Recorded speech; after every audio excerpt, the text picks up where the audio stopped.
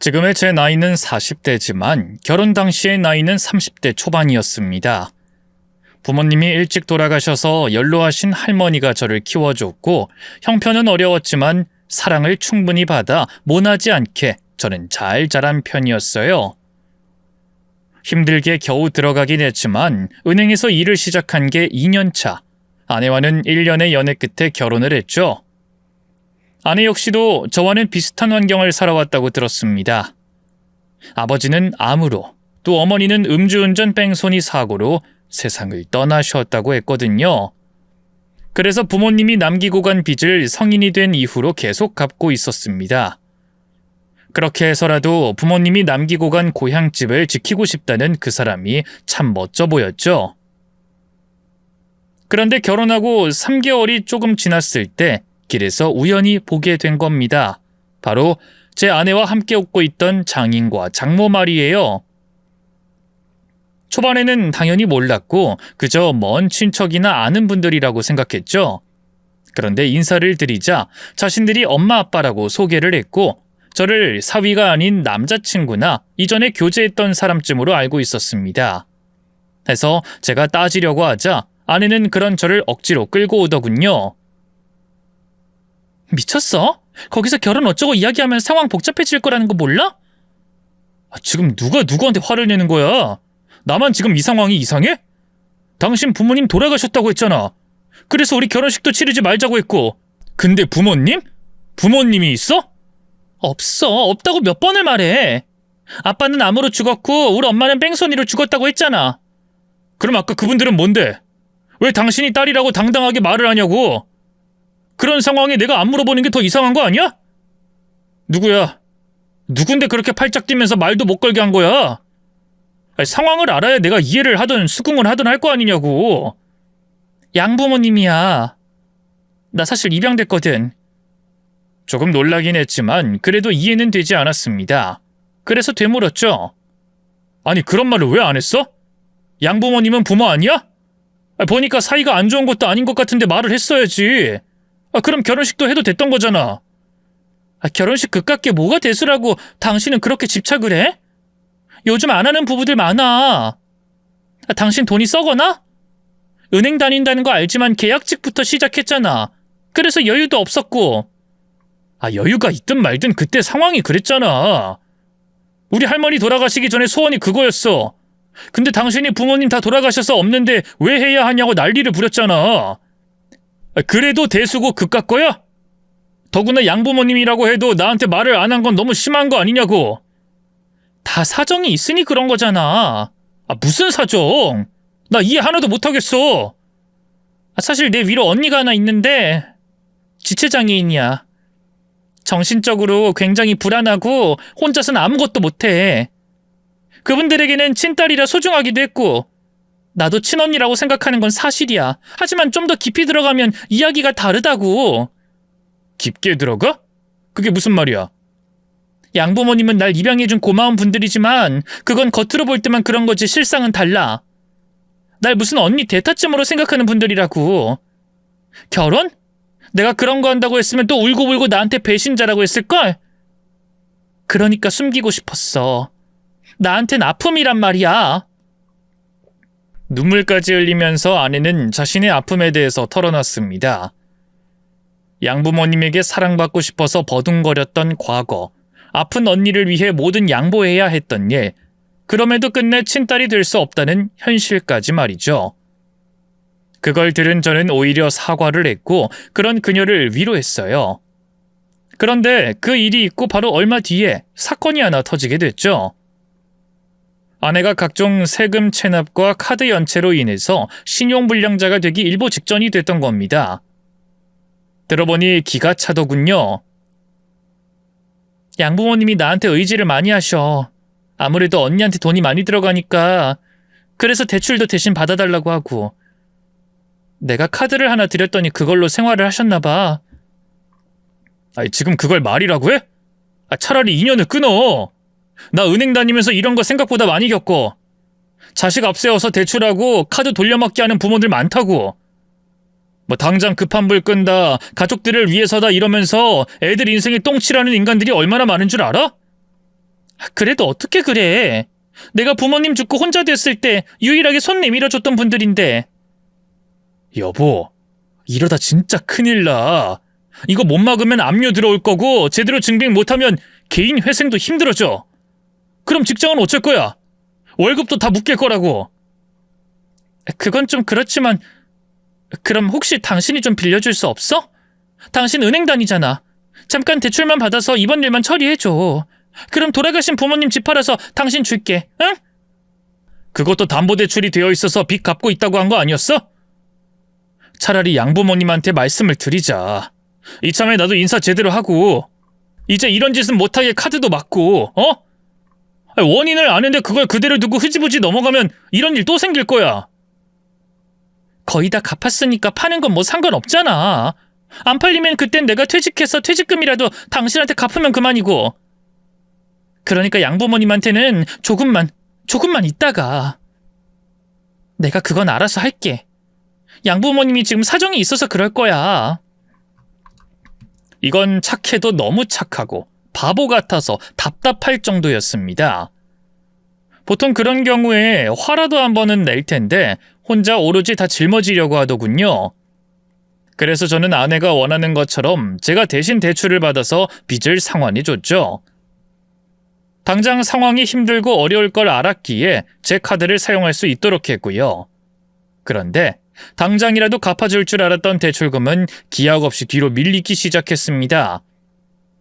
제가 적은 월급을 받고 있는 것도 아니었지만 신혼집 전세 대출과 각종 할부, 생활비까지 더해지니 점점 더 버거워졌고요.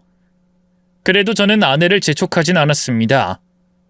누구보다 검소하고 가족들을 사랑하는 사람이었기에 믿고 기다렸죠. 하지만 믿음에 대한 보답으로 돌아온 것은 결단코 제가 원한 게 아니었습니다. 그날은 그냥 퇴근하고 집에 돌아가던 길이었어요. 한 남자가 스치듯 제 옆을 지나갔고 시선이 느껴져서 뒤를 돌았을 때였죠. 눈에서 불이 번쩍하더군요.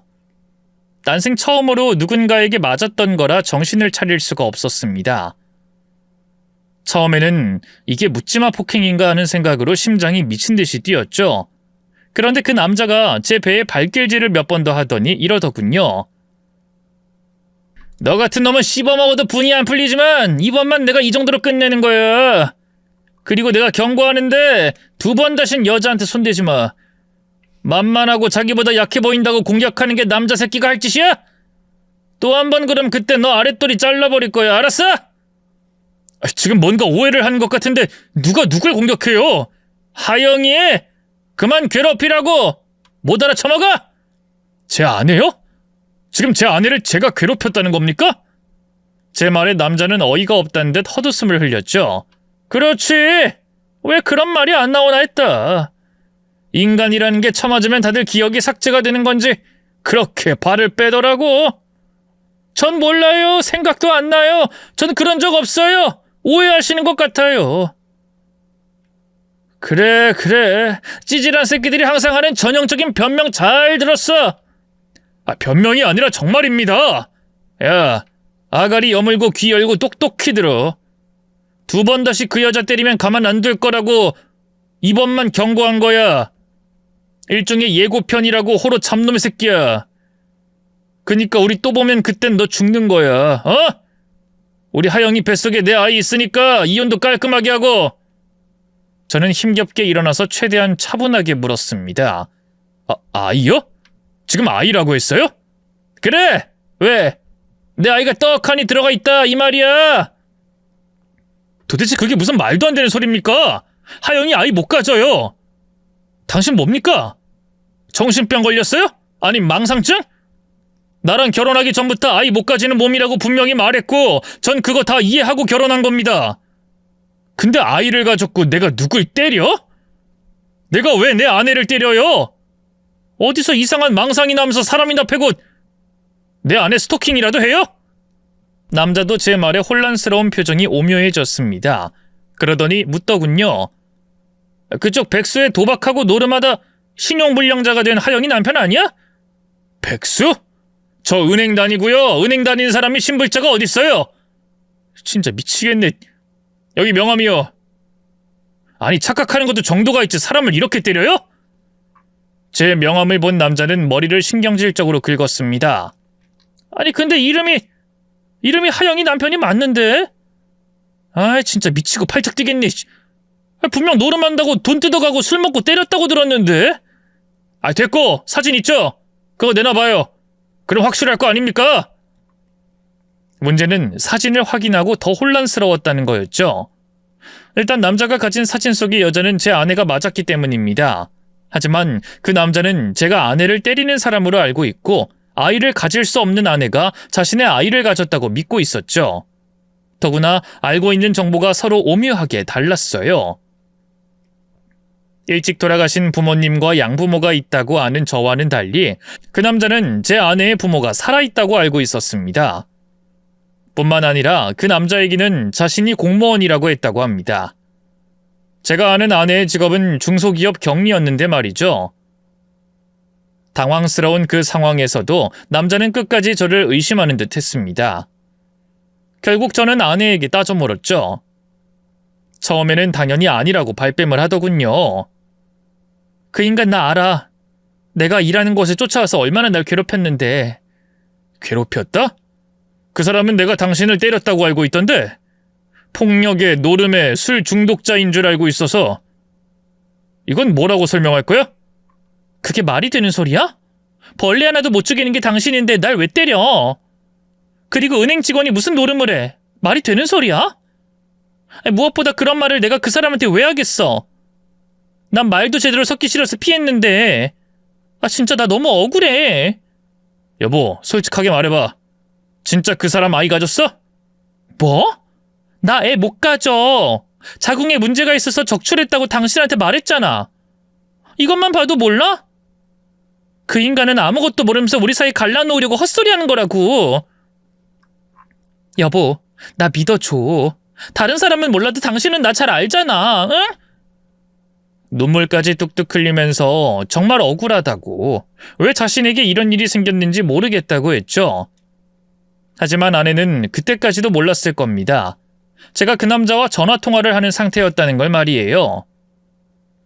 제 아내의 변명과 자신을 미친 사람으로 보는 이야기를 모두 들은 남자는 충격이 컸는지 제게 미안하다는 말과 치료비를 부담하겠다는 말을 끝으로 전화를 끊었고, 뒤늦게 그걸 알게 된 아내는 그제서야 본색을 드러냈습니다.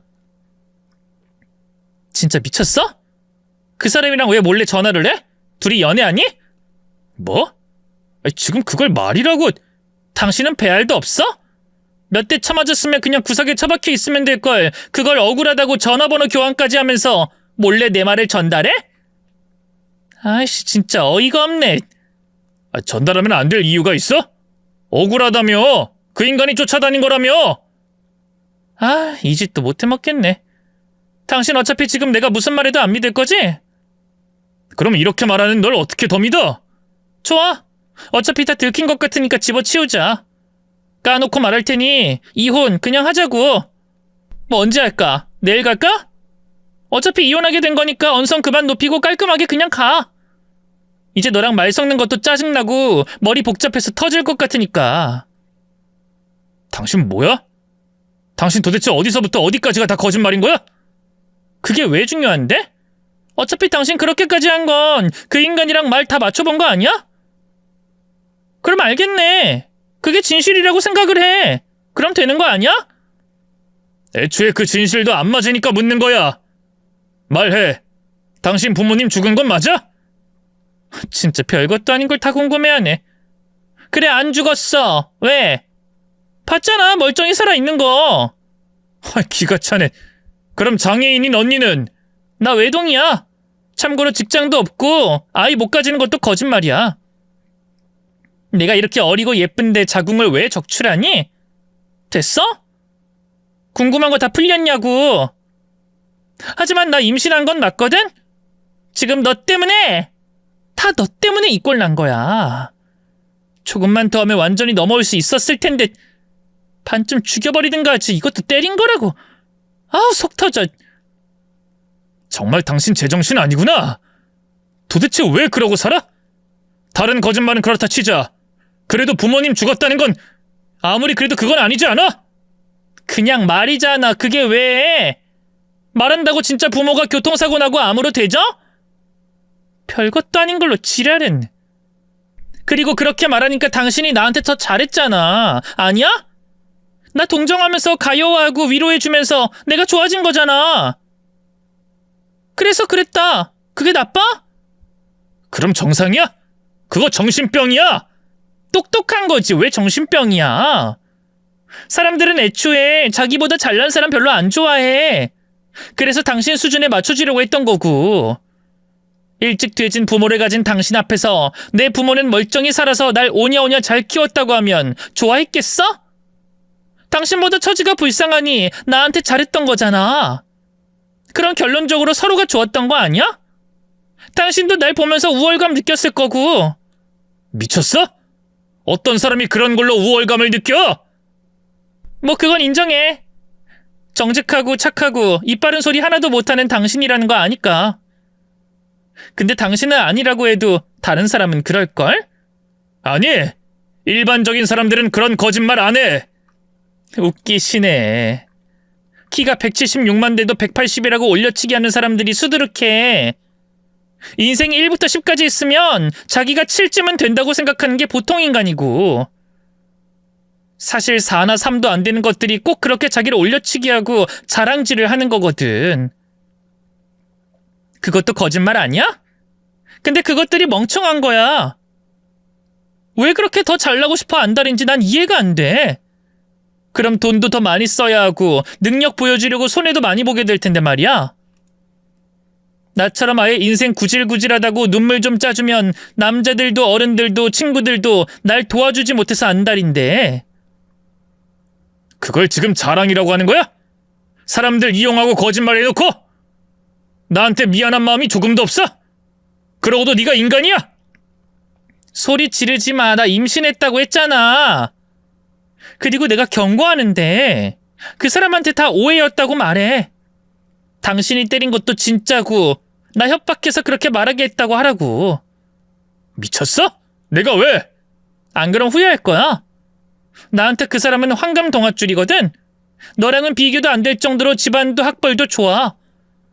몇 푼 안 되는 대출에도 벌벌 떠는 너랑은 차원이 다르다 이 말이야. 심지어 미국으로 이민까지 계획하고 있었고, 내가 결혼한 것만 아니면 당장이라도 그 집에 들어가서 살아도 됐을 텐데 그 기회를 당신 때문에 놓친 거잖아. 참 뻔뻔하다. 지금 이 꼴이 났는데도 이래? 난 그런 거짓말에 동조할 생각 없어. 그럼 돈은 어쩔 거야? 혼자서 다 갚을 거야? 사기죄로 고소한 애 만에 그런 말은 마. 어차피 나한테 돈 한 푼 없고 나랑 당신 사이에 뭐 차용증이라도 썼어? 아니잖아. 결혼해서 얼마 살지도 않았고 끼케야 위자료나 청구되는 수준일 텐데 그럼 당신 혼자 감당 가능해? 너 진짜... 그니까 협조하라고. 적극적으로. 이혼도 곱게 그냥 해줘. 돈 받고 싶으면 알아서 기라는 말이야. 날 때렸다. 그래서 전화로도 그렇게 말하게 시켰다. 모든 게 다 내 잘못이다 인정하고 그 남자한테 무릎 꿇고 싹싹 빌어. 아님 너 돈 못 받아. 알았니? 최악의 상황이었습니다. 하지만 저는 그 여자의 거짓말에 더는 놀아나고 싶지 않았고 이혼 후부터 모든 걸 혼자 짊어지게 됐죠. 제가 돈을 못 버는 것도 아니니 몇 년 죽었다고 생각하고 갚아버리면 그만이라고 생각했던 거였어요. 하지만 문제는 그게 전부가 아니었던 겁니다.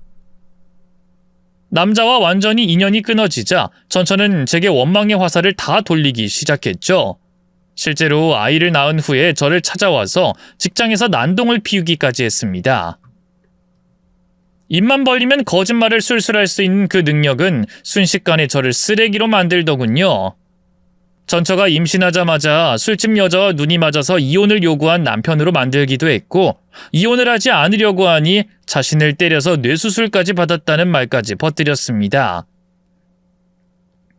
어때? 내가 후회할 거라고 했지?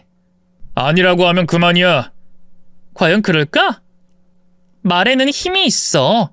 그리고 난 거짓말을 아주 잘 치거든.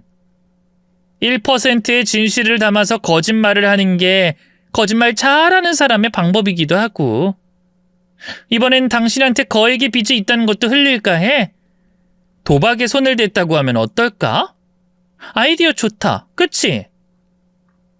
아무리 아니라고 부정을 해도 저를 안 좋게 보는 직원들이 늘어났고 결국 저는 직장에서 해고되고 말았죠. 안 그래도 아내의 빚 때문에 생활이 힘들었는데 다시 취업하는 건 쉽지 않았고 그렇게 2년 만에 저는 반도체 부품 공장에 취직해서 개인 회생까지 하게 된 겁니다. 해서 저는 그때부터 거짓말이라면 이를 갈기 시작했어요. 제 인생을 송두리째 바꿔놓은 끔찍한 그 경험으로 가치관이 바뀐 거였죠. 그리고 그렇게 6년이라는 시간이 흘러 지금의 아내인 서희와 만나게 된 겁니다.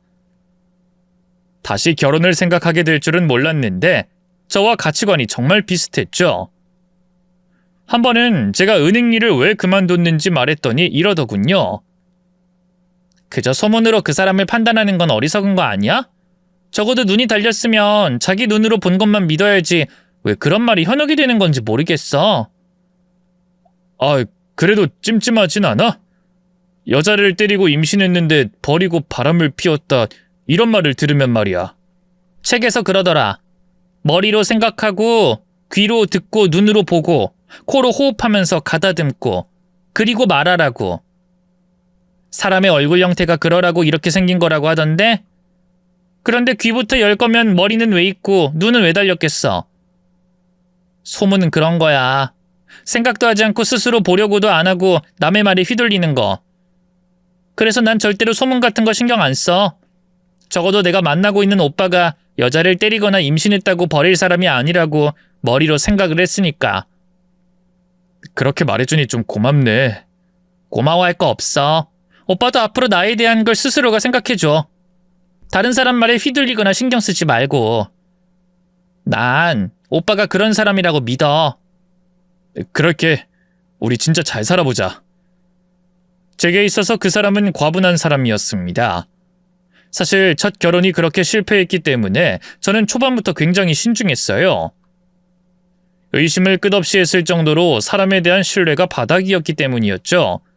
하지만 그 사람은 그런 제 과거를 이해하고 품어줬던 겁니다. 의심하는 걸 뻔히 알면서도 제게 뭐든 솔직하게 다 공개를 했죠. 두 번째 만났을 때 그 사람이 일하는 학원을 방문했고 영어 강사로 일하는 자신의 모습을 실제로 보여주기까지 했습니다. 그리고 4개월째 만나서는 자신의 월급 통장과 신용도를 확인시켜줬죠. 그러다 보니 저는 그 사람에게 고마웠고 전처 때문에 남아있는 의심하는 습관을 고치려고 노력도 하게 됐습니다. 솔직히 과거의 아픔을 들먹이면서 지금 만나는 사람을 괴롭히는 것만큼 없어 보이는 게 없으니까요. 헌데 하필이면 그 무렵에 전처가 절 찾아왔던 겁니다. 미쳤구나. 너 사람이라도 풀었어? 집도 이사했고 직장도 옮겼는데 여길 어떻게 알고 왔어? 나랑 더 볼 일 남았어? 왜? 뭐 이제 와서 돈이라도 갚아주게? 돈 주면 나랑 만나줄 거야? 돈 줘? 원하면 갚아준다고. 이미 다 갚았고 너랑 이제 대화하는 것도 싫어. 나 진지하게 만나는 사람 있어. 아, 그 여자? 사실 나 얼마 전에 우연히 봤어. 사람을 왜 풀어? 인연이 닿으면 이렇게 볼 수 있는데. 걔 뒤가 좀 구린 것 같은데 그냥 나한테 돌아오지? 왜? 이제 그 불쌍한 척하는 게 잘 안 먹혀? 하긴 나이가 있으니까 이젠 그렇게 하면 그냥 없어 보이지 동정심이 들겠어? 막말하지 마. 나름 큰맘 먹고 찾아온 거야. 너 구제해 주려고. 저는 진짜 웃음이 터졌죠. 구제? 사기꾼 주제 누가 누구한테 구제를 해? 제발 분탕질하지 말고 가.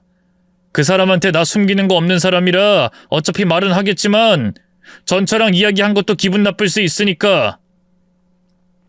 솔직히 이렇게 마주 앉아 있는 거 굉장히 싫고 불편하네. 내 말이나 좀 들어봐.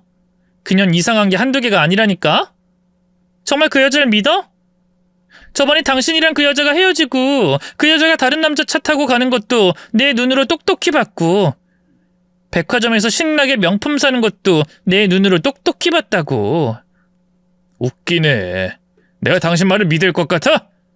입만 벌리면 구라가 술술 나오고 멀쩡히 눈 뜨고 있는 부모도 무덤에 처박아 버리는 널! 그리고 너 때문에 은행에서 그 수모를 겪은 걸 생각하면 그때는 너 아이도 낳고 맨정신 아닌 것 같아서 그냥 뒀어. 그게 내 마지막 배려였고. 하지만 내 여자한테까지 이상한 말하고 거짓말 계속하면 그땐 진짜 신고할 거야. 알았어? 무섭네. 참 무섭다. 근데 이번엔 진짜거든. 내 말을 왜 안 믿어? 진짜면 뭐? 걔는 너랑은 달라. 직장도 가지고 있고 백화점에서 쇼핑은 당연히 하겠지. 보통 쇼핑이면 말이나 했겠어? 양손에 무겁게 들고 다니고 있었고 심지어 남자도 끌고 다니면서 쇼핑을 했으니까 이런 말 하는 거 아니야. 걔 영어 강사던데? 그것도 시간제 강사? 하다하다 뒷조사까지 한 거야? 전화하니까 바로 알려준 거야.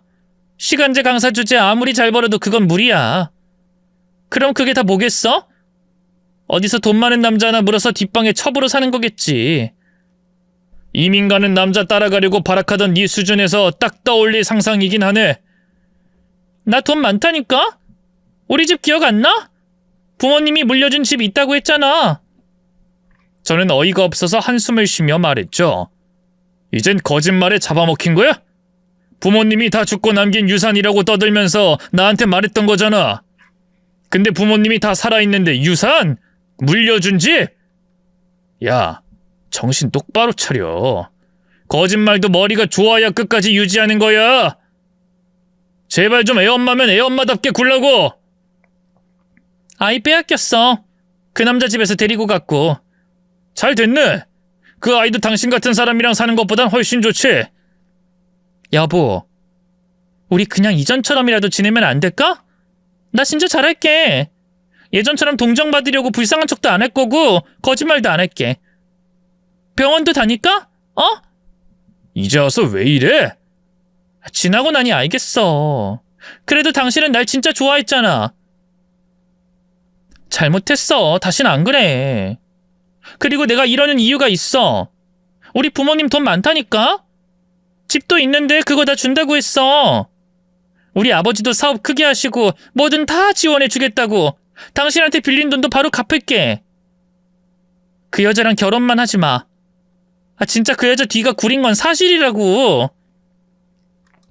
하다하다 이젠 불쌍한 척이 아니라 부잣집 딸인 척하는 거야? 그래. 근데 설령 그게 진짜라고 해도 당신은 아니야. 제발 내 인생에서 빠져주라. 갑자기 이제 와서 그러는 이유를 알 수는 없었지만 단호하게 잘 대처를 했습니다. 그리고 바로 서희에게 전처와 만난 이야기도 털어놨죠. 다행히 서희는 그걸 이해해 주더군요.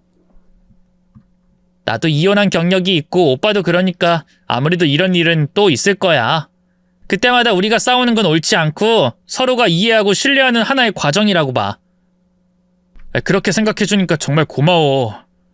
고맙긴. 오빠도 나한테 그렇게 해주면 되는 거지. 난 믿어. 앞으로도 그럴 거고. 근데 그렇게 말하는 그 사람의 옷이며 가방이 유독 눈에 들어왔습니다. 제가 명품이라는 것에 관심이 전혀 없었지만 딱 하나는 제대로 보였죠. 익숙한 로고가 있었기 때문입니다. 근데 그거 샤넬? 그런 건가? 꽤 비싸지 않아? 전에 통장 보니까 월급은 고스란히 저축하는 것 같던데 저번에도 비슷한 가방을 본 것도 같고. 아, 이거 동대문. 동대문? 거기서 짝퉁 샀지. 내가 돈이 어딨어. 그냥 기분만 낸 거야. 기분만. 우리 오늘은 어디 갈까? 가전제품 보러 갈까? TV랑 침대는 거거익선이라고 했으니 큰 게 좋겠지? 어때? 그날따라 유난히 당황하는 모습이며 횡설수설하며 말을 돌리는 게 이상하긴 했습니다. 하지만 저를 믿어준 만큼 저 역시도 제가 직접 본 것만 믿겠다 다짐을 했죠. 그래서 그 부분은 그냥 넘어갔어요. 전처가 거짓말을 하는 걸 한두 번 겪은 것도 아니니 저는 서희의 말에 좀 더 신뢰를 했습니다. 그리고 우린 결혼 준비를 시작했고 돈을 최대한 아끼려고 발품도 많이 팔았어요. 신혼집은 작긴 해도 햇빛이 잘 드는 남향을 택했고 가전제품도 몇 개는 중고를 선택해서 드렸죠. 웨딩드레스는 대여를, 사진 역시도 저희 둘이 카메라로 찍은 걸 썼네요. 가진 돈이 한정적이라 불만이 있을 법도 했지만 서희는 크게 신경 쓰지 않았습니다. 다만 딱 한 가지 문제가 있었죠. 서희야, 너희 부모님한테 언제 인사드릴지 말은 해봤어? 바쁘시면 내가 집에 직접 가도 되는데 겸사겸사 선물도 좀 사서 가면 좋잖아. 그게 집이 엉망이라 상견례는 집 밖에 사는 거잖아. 그렇지. 그냥 네가 집 앞에도 못 오게 하니까 이참에 가려고 한 거야. 신경 안 써도 돼. 결혼하고 그때 가든가 해. 내가 바로 약속 잡아볼게. 결국 그 이튿날에 약속을 잡고 만나긴 했습니다. 이것저것 묻고 제 이혼에 대해서 한 번 더 묻고도 영 탐탁지 않은 표정을 지었던 게 마음에 걸리더군요. 그래도 저는 이해는 했습니다. 이전처럼 은행 직원이라는 명함을 내세울 수도 없고 그간 빚 갚는다고 모은 돈도 없으니 그쪽에서 저를 마음에 들어하는 게 더 이상했죠. 그런데 결혼식 당일에도 비슷했습니다. 뭔가 맞지 않는 옷을 입은 사람처럼 장인 장모님 모두가 불편해 보였어요. 오로지 그때 웃고 있었던 건 서희와 저밖에 없었다고 해도 과언이 아니었죠. 특히나 서희 친구들이나 장인 장모님과 알고 지냈던 사람들은 저만 보면 도망치듯 피하기까지 했고요. 하지만 그게 다가 아니었습니다. 혼인신고도 뒤로 미루자고 아내가 먼저 제안을 했거든요. 그래서 그때부터 슬슬 제 안에서 꿈틀거리는 의심의 싹이 피어나기 시작했던 겁니다. 더구나 제 주도로 신혼여행을 다녀온 후에도 장인 장모님은 저희가 인사를 가겠다는 걸 못하게 했고요. 그때부터 찜찜함이 더 가중되더니 이내 제가 저녁에 아내가 다른 남자의 차를 타고 들어오는 걸 실제로 목격하고 말았죠. 차문까지 직접 열어주는 모습을 봤으니 열불이 나더군요. 누구야? 당신 누구 차에서 내린 거야? 베란다에서 봤어. 어떤 젊은 남자랑 내린 거. 그 학원 같이 다니는 강사님. 내 후임. 말했었지? 그 어리다는 그 사람? 20대 중반에 저런 고급 외제차를 몰고 다닌다고? 집이 부자인가? 고급차인지 몰랐네. 어쩐지 좀 반짝거린 것 같기도. 저게 고급차야? 당신은 그런 걸 잘 안 해. 난 진짜 몰랐어. 가는 방향이 같았거든. 진짜야. 저는 아내가 귀가 빨갛게 달아올라 말하는 걸 보고 머리가 어지러울 정도였습니다. 결국 한숨과 함께 그간 의심했던 모든 부분을 다 말했죠. 장모님과 장인어른의 반응이며 결혼식 때 아내의 지인들이 저를 보던 눈빛, 그리고 전처가 봤다고 말했던 것까지 말입니다. 아내는 그걸 다 듣더니 차가운 눈빛으로 저를 보면서 물었죠. 그래서 그 말을 다 믿는 거야? 의심이 또 된다는 거야? 그건 아니야. 의심한 게 아니라 그저 숨기는 게 있으면 말해주면 좋겠다고 생각했어. 부모님이 날 마음에 안 들어해서 그런 건지도 알고 싶고 알면 더 잘하려고 노력을 해야지. 이렇게 안 보고 사는 게 정답은 아니잖아. 그래서 묻는 거야. 또 혼인신고는 왜 자꾸 미루는지도 알아야겠고 무엇보다 당신 친구, 가족 누구 하나 소개해 준 적도 없잖아. 정말 날 믿어? 내가 당신이 생각하고 아는 사람이 아니라고 해도? 당신도 날 믿어줬잖아. 그러니까 나도 그러는 거고. 왜? 나한테 뭐 속인 거 있어? 그럼 내일 가자. 우리 부모님한테 우리 집 가고 싶다면서 가자고. 그때 다 말할게. 어때? 밤새 생각하느라 한숨도 자지 못한 상태로 저희는 처가로 향했습니다. 도심지와는 꽤 떨어진 경기도 외곽이었고 마을 가장 끝집에 위치한 곳이었죠. 그래서 안으로 들어갔더니 아주 어색하게 저희를 반겨주시더군요. 장모님은 앞치마를 두르고 있었고 장인어른은 거실 중앙에 앉아 계셨죠. 그리고 그 앉은뱅이 식탁에는 엄청난 술들이 주르르 있었습니다. 인사를 드리고 간단하게 식사를 한 뒤에 아버님은 제게 술을 마시라고 권하시더군요. 하지만 술잔이 없어서 장모님에게 가져오라고 하셨는데 어찌된 일인지 10분이 넘도록 오지 않았죠. 여보, 술잔 아직 못 찾았어? 술잔 좀 달라니까. 아니 그게 아니라 없어. 당신도 와서 좀 봐. 어딘지 보이지가 않아. 아이 그럼 물컵. 그건. 그것도 없는 것 같은데? 결국 밥그릇에 술을 따르긴 했는데 그 뒤에도 계속 그러시더군요. 과일을 깎는 과도를 찾지 못해서 과일도 통째로 올라왔죠. 하지만 진짜 문제는 그게 아니었습니다. 술이 몇 잔 들어가더니 눈이 반쯤 풀린 장인어른이 이상한 말을 하기 시작했기 때문이죠. 난 말이야, 사실 자네가 참 불쌍해. 네? 장인어른, 혹시 취하셨으면 이만 자리에서 일어날까요? 아니, 난 말을 해야겠어. 나 엄청 솔직한 사람이거든.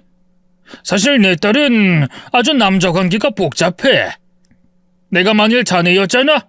그럼 당장에 이혼했지. 그게 무슨 말씀이신지... 여기저기 눈웃음 치면서 젊은 남자라면 사족을 못 쓰고 돈도 엄청 밝혀. 그래서 돈 많은 놈 잡아서 용돈도 좀 받고 그러고 산다고 제가. 내 딸이 혼인신고 안 하려고 하는 이유가 뭔지 아나? 이야기 한번 들어볼 테야. 장인어른, 왜 그런 말씀을 하시는 겁니까? 말했잖아, 양심. 나한텐 양심이란 게 있으니까 자네를 구제해준다고 생각하고 내가 말하는 거야. 솔직히 말해봐. 자네도 의심스러운 게 많지? 저는 그 순간에 위험을 직감했고 휴대폰 녹음기를 켰죠. 그리고 별일 아닌 척 물었습니다. 무슨 이유인데요? 우리 서희 처음으로 결혼했던 남자 말이야. 뒤로 아직도 만나고 다녀. 그놈이 성질은 못 같아도 돈이 많거든. 그래서 자네랑 그 인간 둘 중에 누굴 골라 잡을지 선택하려고 그런 거야. 증거 있습니까? 아버님이 확신하는 증거요. 증거? 증거가 왜 필요해? 내가 산 증인인데. 우리 서희 아빠야, 아빠. 아주 어릴 때부터 발랑 까져가지고 남자랑 동거 시작해서 밥 해주고 빨래 해주고 난리가 아니었다고. 아버님이라면 이런 말이 서희한테 안 좋은 결과를 가져올 거라는 생각은 못 하셨어요? 이렇게 말하는 이유가 뭔지 전 그게 더 궁금합니다. 혹시 그냥 제가 싫으신 건가요? 진실을 말하는 거야. 싫은 게 아니라 자네가 불쌍해서. 저는 순간 화가 목끝까지 올라왔다가 겨우 눌렀습니다. 그리고는 차갑게 대꾸했죠. 제가 아는 서희는 그런 사람이 아닙니다. 아시는지 모르겠지만 저 의심 많은 사람이에요. 제 전처가 워낙 거짓말을 잘했기 때문에 습관이 된 거죠. 참 안 좋은 습관이지만 좋은 것도 하나는 있더군요. 의심이 많았기 때문에 관찰도 잘한다는 거요. 서희는 휴대폰을 잠그지도 않아요. 정말 누군가랑 몰래 만나고 있다면 휴대폰을 그렇게 무방비하게 놓을 리가 없어요. 또 밥하고 빨래를 해요? 결혼하고 그 사람 설거지할 때 세제도 안 치라고 하는 걸 보고 경악을 했는데, 그리고 빨래도 통에 담아놓고 마냥 기다리더군요. 근데 무슨 동거를 하고 뭘 해요? 그야 남자가 다 했나 보지. 그 남자가 돈이 많으니까 사람을 불렀나? 그 정도로 잘하고 돈도 많은데 왜 헤어져요? 그거야 나도 모르지. 무엇보다 돈을 밝히는 사람이 왜 저 같은 놈을 만납니까? 골라 잡아요? 아니요. 저 빚 갚는다고 6년을 미친 듯이 일만 했고 그렇게 다 갚고 난 뒤에 이 모양으로 삽니다. 근데 그게 애초에 비교 대상이 된다고 생각하세요? 다른 건 모르겠고 아버님이 제가 그 사람이랑 헤어지는 걸 원하는 건 확실하네요. 이제 더는 이 이야기 들을 이유도 필요도 없겠고요. 무슨 말을 하셔도 전 제가 본 것만 믿을 겁니다. 그리고 설령 그게 진실이라고 해도 과거니까 헤어질 생각 전혀 없습니다. 그렇게 하시고 술 끊으세요. 박서방, 그 말 진심인가? 후회할 거야. 후회는 제 몫이죠. 근데요, 앞으로 따님 이야기 이런 식으로 하지 마세요.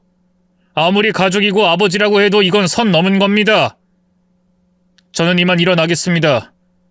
저 아까부터 녹음했는데 이 내용 서희가 상처받으니 이건 다 지우도록 하겠습니다. 그럼.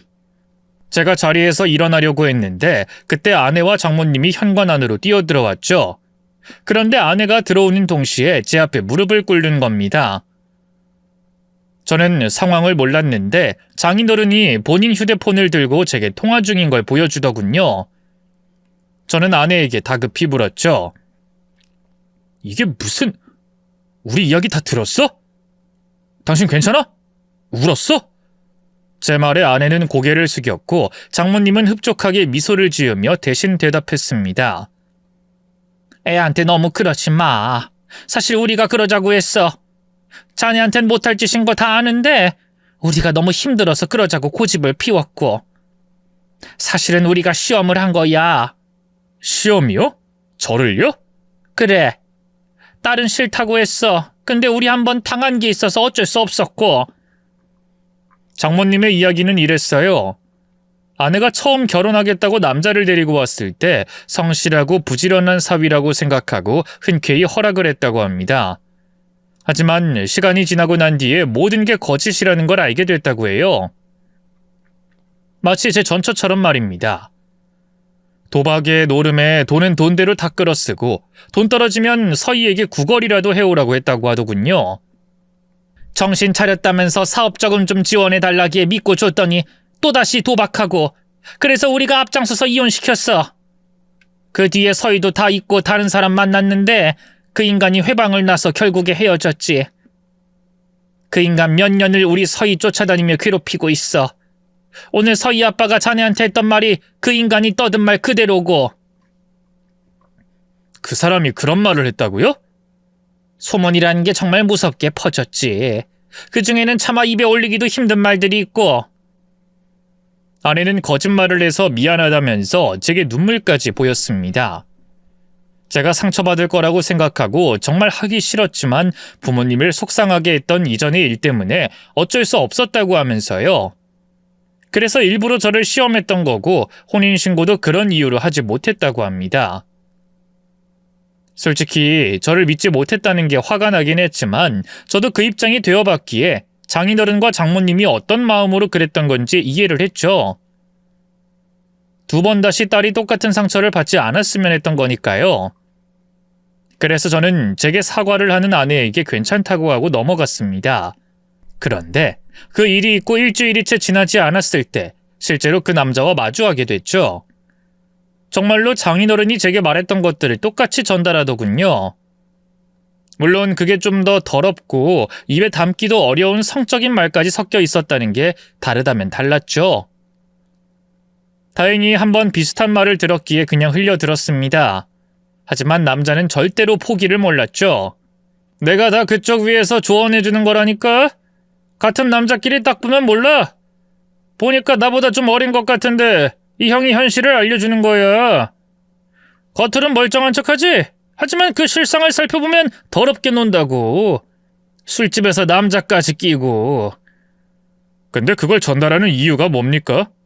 그런 여자면 저한테 이런 말 늘어놓은 게 아니라 상종 안 하겠다고 멀리 떠나야 정상 아닌가요? 그야 내가 워낙에 양심적인 사람이라 그래. 다른 사람들이 당하는 걸 내가 보고 있을 순 없잖아. 정의로운 게 죄야? 내가 한때는 경찰이 꿈이었어. 그리고 그것 말고도 또 있다? 그 집에 빚이 얼마나 많은데 알지? 막 사치 부리면서 잘 사는 척하지만 실상은 다른 거.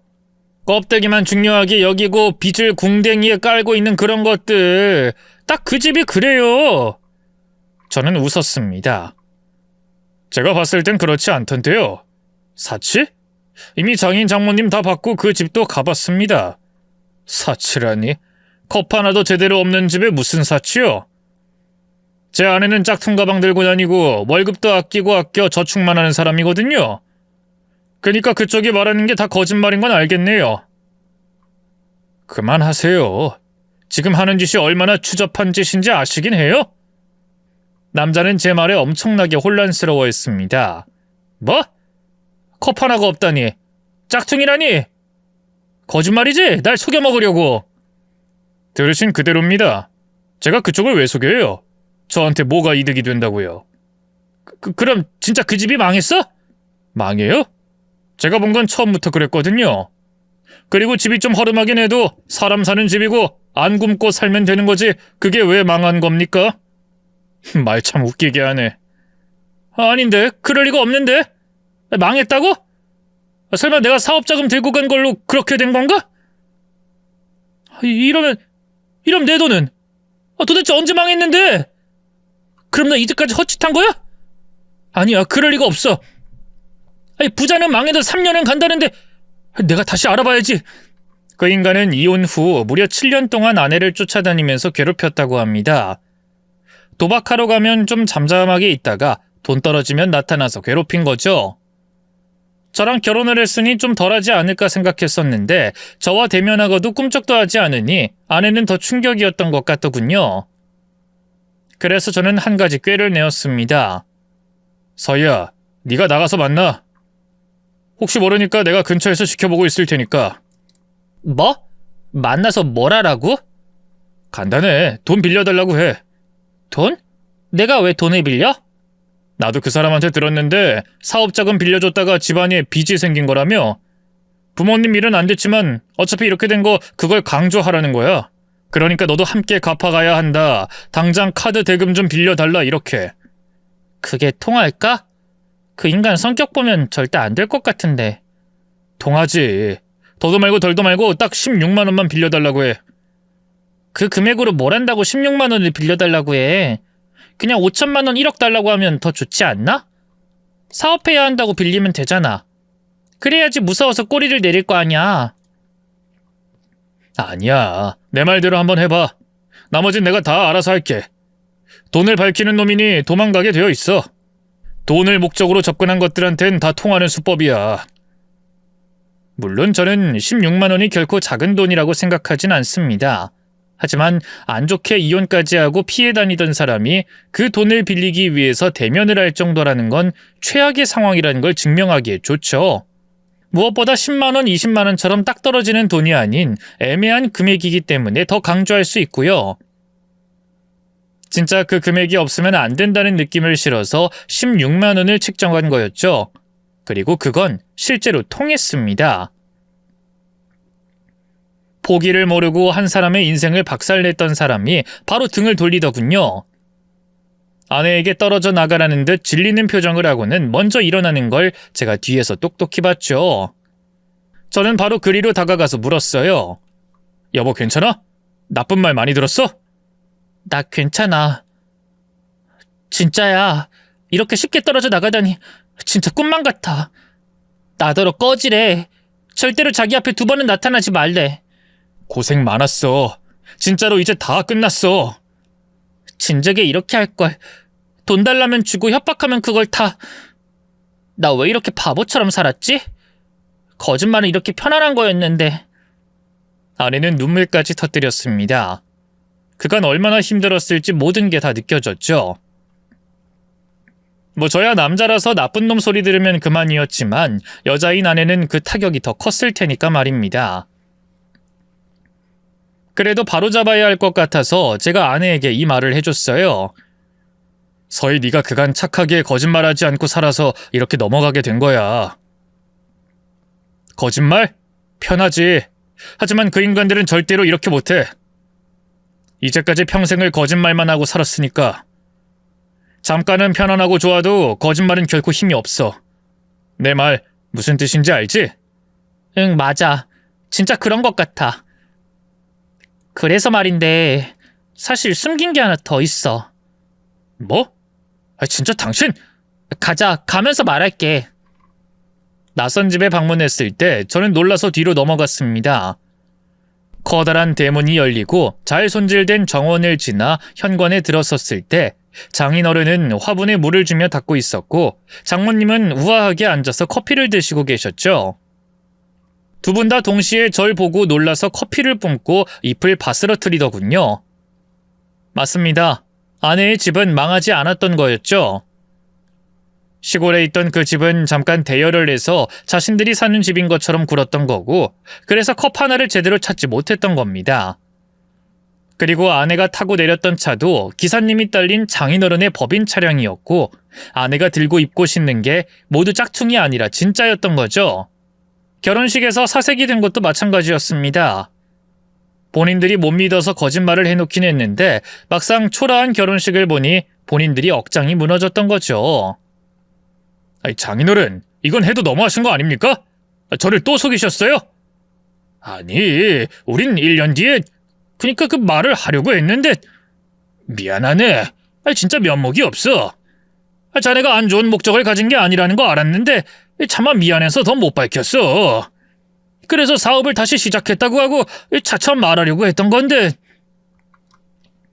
장모님이 난처한 표정으로 다가오더니 제 손을 잡았습니다. 믿어줘. 그때 자네 진심 보고 바로 말하려고 했어. 근데 거짓말을 하도 해서 수습을 못해서 그런 거야.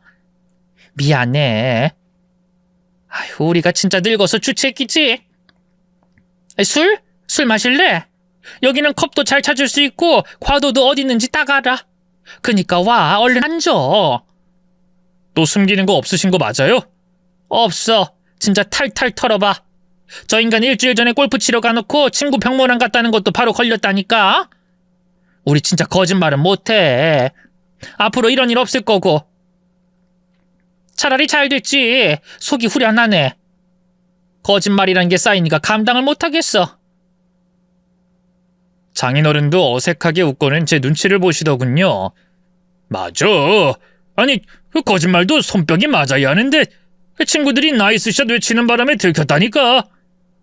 우리 집안 내력이 거짓말을 못하거든. 그러니까 자네가 봐줘, 응? 아이, 제발. 아이, 장담한다고 자긴 잘할 수 있을 거라더니 결국 이렇게 다 들켰잖아. 아이, 그러게 내가 그냥 그날 말하자고 했지. 안 된다고. 미안해서 안 된다고 파락파락 우기더니. 아우, 저 화상 찐상. 에이, 그 사위 앞에서 왜 그래? 나 무서워. 이 과도는 내리고 과도 들고 말하는 거 아니야. 속이 부글부글 끓는데도 두 분이 너무 귀여우셔서 그날은 웃고 넘어갔습니다. 이왕에 들킨 거 신혼집이며 결혼식까지 싹 다 다시 하자는 걸 겨우 말렸고요. 뭐 솔직히 거짓말이면 치가 떨릴 정도로 싫어하는 저였지만 누군가를 위한 거짓말이었기에 그냥 넘어간 거였습니다. 제 전처처럼 자신의 편의를 위해서 혹은 아내의 전남편처럼 돈이 목적이 아니었으니까요. 그렇게 저희는 그 일이 있고 1년이 지난 지금까지 아주 잘 살고 있습니다. 사실 그전까지 그 집에서 도움을 전혀 받지 않고 살았는데 아내가 아이를 임신하면서 상황이 약간 바뀌게 됐어요. 다른 건 몰라도 조금 더 안전하고 좋은 집에서 아이를 키우게 해주겠다는 건 억지로 거절할 필요가 없기 때문입니다. 또 겸사겸사 직장도 아버님이 일하는 곳으로 옮기게 되었고요. 여자 잘못 만나서 개인 회생하고 바닥까지 찍었던 제게 꿈같은 일이긴 했죠. 그래도 저는 이게 운이 좋아서 얻어 걸렸다는 생각은 하지 않습니다. 제가 정직하게 살았고 좋은 사람이기에 가능했다고 믿고 있어요. 앞으로도 쭉 그렇게 살 거고요. 세상에 거짓말을 안 하고 사는 사람은 아마 한 명도 없을 겁니다. 크고 작은 거짓말을 매일 하면서 살아가죠. 하지만 잠깐의 자기만족과 이득을 위해서 습관적으로 하게 되면 좋은 사람들이 모두 떠나 빈 껍데기만 남을 겁니다. 실제로 그들이 후회하는 것을 보았고 거짓으로 쌓아 올린 것들은 반드시 무너진다는 것도 알게 됐죠. 물론 그 사람들은 절대로 모를 겁니다. 스스로가 똑똑하다고 생각하고 남을 속이고 이간질하겠죠. 그러니 우리가 해야 할 것은 딱 하나입니다. 스스로 생각하고 보고 듣고 깊이 생각한 것만이 진실이라고 믿어주는 거예요. 다들 그렇게 해주실 거죠? 그럼 제 이야기 끝까지 들어주신 분들에게 감사하고 그분들의 곁에 좋은 사람이 넘치길 기도하겠습니다. 고맙습니다.